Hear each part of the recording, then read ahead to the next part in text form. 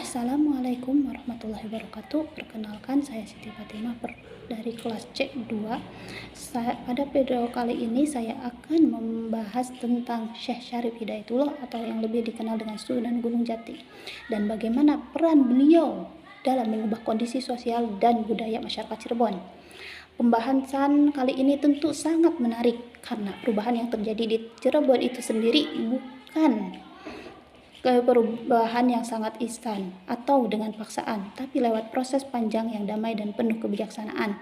Dari sinilah kita bisa melihat bagaimana Islam berkembang dan menyatu dengan budaya lokal. Kita juga akan membahas latar belakang Syekh Syarif Hidayatullah, yakni Syekh Syarif Hidayatullah lahir dari keluarga yang memiliki latar belakang bangsawan dan ulama. Ayahnya adalah yang bernama Syarif Abdullah, dan sedangkan ibunya bernama Nyai Rara Santang, yaitu putri dari Prabu Siliwangi, Raja Pajajaran Sunda. Dari silsilah ini kita bisa melihat bahwa Syekh Syarif Hidayatullah berada di titik pertemuan antara budaya Sunda dan Islam. Hal ini sangat berpengaruh dalam cara beliau berdakwah di Cirebon. Syekh Syarif Hidayatullah sejak muda beliau dikenal sebagai sosok yang gemar menuntut ilmu. Ia belajar agama ke berbagai pusat keilmuan Islam, termasuk ke Timur Tengah. Pengalaman ini membentuk cara berpikirnya yang terbuka, bijak, dan penuh ketimbangan. Saat kembali ke tanah Jawa, khususnya wilayah Cirebon, beliau membawa misi dakwah Islam, tetapi tetap menghargai tradisi yang sudah hidup di masyarakat. Kondisi sosial budaya Cirebon sebelum transformasi. Sebelum kedatangan Islam, Cirebon dikenal dengan nama Caruban, yang berarti campuran. Wilayah ini menjadi tempat bertemunya berbagai budaya, suku, dan kepercayaan. Masyarakat Cirebon saat itu masih dipengaruhi oleh ajaran Hindu Bunda dan masyarakat kepercayaan lokal. Struktur sosial juga masih sangat kental dengan sistem kerajaan dan adat lama. Kondisi ini menjadi tantangan tersendiri bagi Syekh Syarif Hidayatullah. Tapi justru disinilah beliau menunjukkan keahliannya dalam membaca situasi sosial masyarakat. Syekh Syarif Hidayatullah juga melalui proses transformasi sosial. Transformasi sosial yang dilakukan Syekh Syarif Hidayatullah tidak dilakukan secara drastis, melainkan tahap bertahap. Beliau memulainya dari hal-hal sederhana dan dekat dengan kehidupan masyarakat. Contoh-contohnya yang dilakukan beliau yakni: pertama, beliau menanamkan nilai kesetaraan. Dalam Islam, semua manusia memiliki kedudukan yang sama di hadapan Tuhannya. Nilai ini perlahan mengubah cara pandangan masyarakat terhadap status sosial.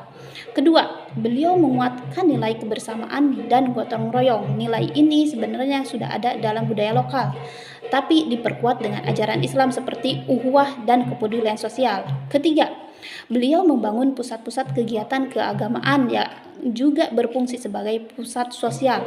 Masjid tidak hanya tempat ibadah, tapi juga tempat musyawarah dan belajar bersama.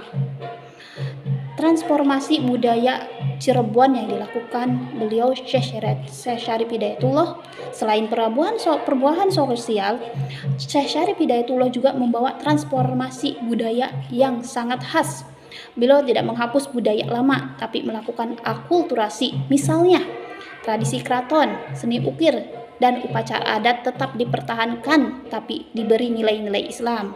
Contoh yang paling dikenal adalah batik Megamendung yang mencerminkan filosofi kesabaran dan keteduhan, nilai yang sejalan dengan ajaran Islam. Arsitektur bangunan di Cirebon juga menunjukkan perpaduan antara unsur Islam, Jawa, Sunda, dan Tiongkok. Ini bukti bahwa transformasi budaya berlangsung secara damai dan kreatif. Syekh Syarif Hidayatullah juga berperan dalam peran politik dan kepemimpinan. Syekh Syarif Hidayatullah juga berperan sebagai pemimpin politik. Ia terlibat dalam berdirinya Kesultanan Cirebon yang menjadi pusat pemerintahan Islam.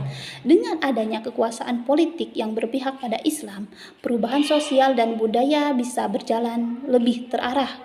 hukum, adat, dan tata kehidupan masyarakat perlahan disesuaikan dengan nilai-nilai Islam tanpa meninggalkan jati diri Cirebon.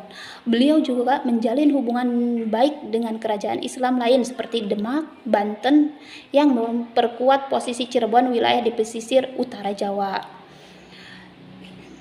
Syekh Syarif Hidayatullah juga berdampak pada dampak panjangnya bagi masyarakat Cirebon. Dampak dari transformasi yang dilakukan Syekh Syarif Hidayatullah masih bisa rasakan sampai sekarang. Cirebon dikenal sebagai daerah yang religius tapi tetap kaya dengan budaya. Tradisi, keislaman, dan adat lokal berjalan berdampingan tanpa saling bertentangan. Nilai toleransi, keterbukaan, dan moderasi yang diwariskan beliau menjadi ciri khas masyarakat Cirebon hingga hari ini. Dari Syekh Syarif Hidayatullah kita simpulkan bahwa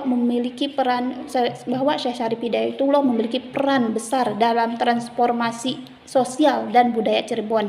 Perubahan yang beliau lakukan bukan dengan paksaan tapi lewat pendekatan yang lembut, menghargai tradisi dan penuh kebijaksanaan. Inilah pelajaran penting yang bisa kita ambil untuk kehidupan masa sekarang. Terima kasih dan wassalamualaikum warahmatullahi wabarakatuh.